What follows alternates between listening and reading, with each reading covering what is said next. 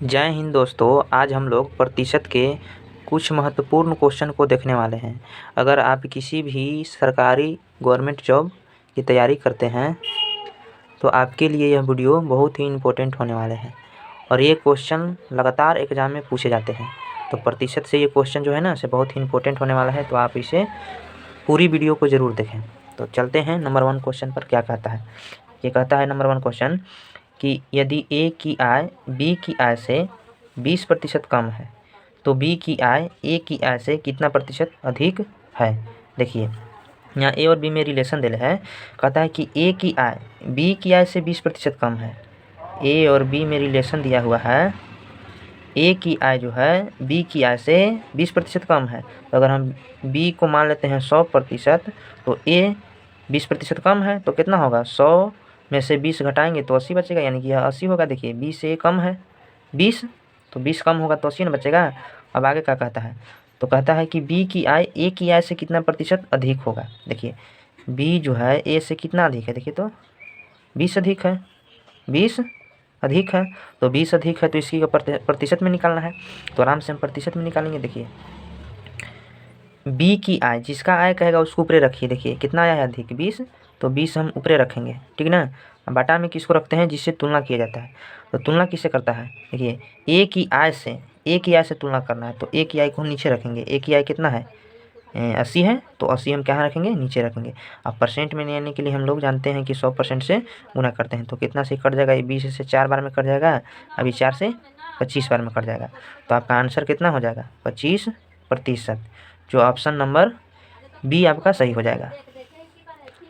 इसी प्रकार अगला क्वेश्चन को देखते हैं क्या कहता है। देखिए कहता है कि यदि ए की आय बी की आय से 10% अधिक है, अब ये अधिक है, तो बी की आय ए की आय से कितना प्रतिशत कम है। इसी प्रकार ए और बी के रिलेशन दिया हुआ है, तो हम ध्यान से देखिए निकालते हैं। ए और बी में रिलेशन दिया हुआ है आपको। जबरी क्या कहता है, ए की आय बी की आय से 10% अधिक है। अगर हम बी को मान लेते हैं 100%, तो ये कितना हो जाएगा, 10% अधिक है बी से, तो 110 न हो जाएगा, तो ये हो जाएगा 110।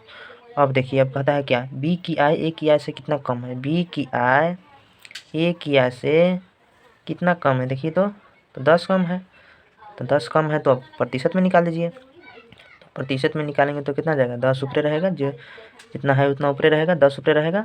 और केकरा से तुलना करने के लिए कह रहा है, ए की आय से, तो ए की आय कितना है 110, तो 110 हम नीचे रखेंगे।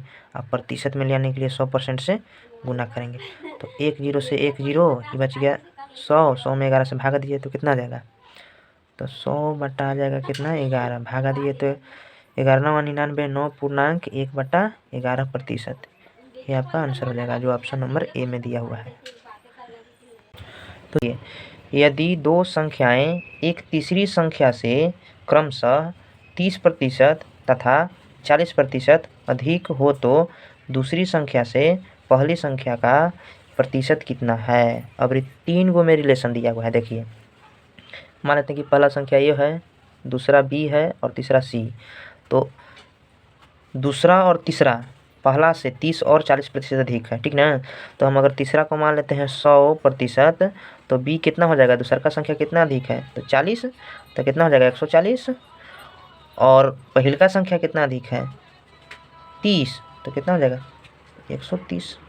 इस प्रकार तीनों में हम रिलेशन निकाल दिए। अब क्या कहता है, देखिए अब कहता है कि दूसरी संख्या से पहली संख्या का, यानी कि पहिलका संख्या का, तो पहिलका संख्या कितना है 130, तो 130 किससे तुलना करने के लिए कह रहा है, दूसरी संख्या से, तो दूसरी संख्या कितना है 140, तो 140 हमेशा नीचे आएगा। अब प्रतिशत में निकालने के लिए आपको 100% से गुना करना होगा।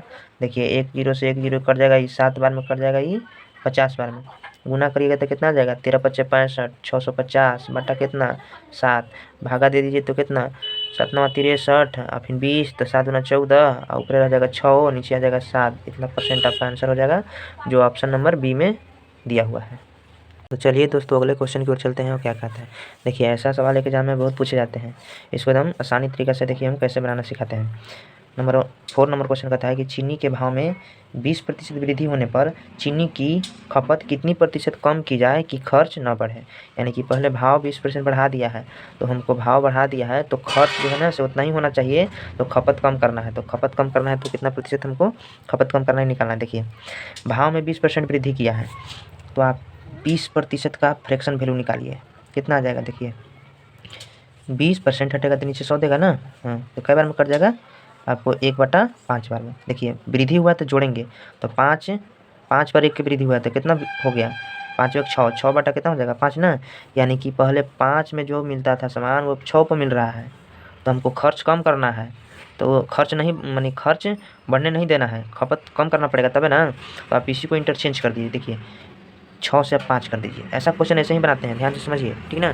पहले 5 से 6 हुआ है तो आप खर्च को ना बढ़ने देना है, तो आप 6 से 5 हो जाइए, ठीक ना। अब देखिए यहाँ से कितना कम हो गया, खर्च कितना कम हो रहा है, 5 से 6 तो 1 का कम हो रहा है, इसी को परसेंट में निकाल दीजिए।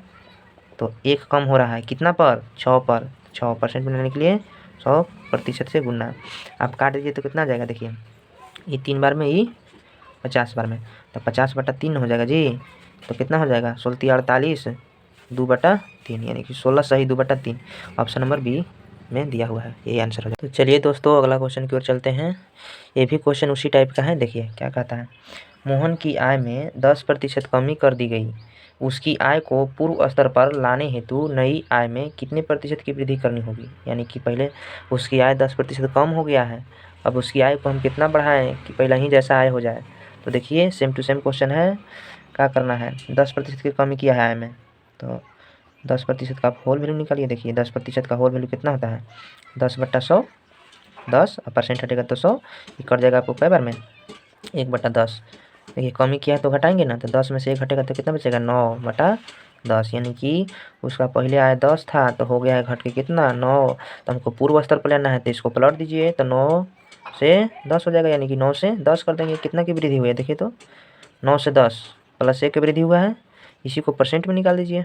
देखिए 1 की वृद्धि हुआ है केकरा पर, 9 पर, परसेंट में लेने के लिए 100% से गुणना, कितना बार में कट जाएगा जी, कटेगा नहीं ना, तो कट जाएगा कितना कितना कितना 11×9 = 99, 1 बच जाएगा 9 नीचे, यानी कि 11×1/9। ऑप्शन नंबर बी आपका राइट आंसर हो जाएगा। तो उम्मीद करते हैं कि ऐसा क्वेश्चन आपको समझ में आया होगा। अगर वीडियो तनिष्क को भी अच्छा लगा होगा तो चैनल को सब्सक्राइब और लाइक ज़रूर करिएगा।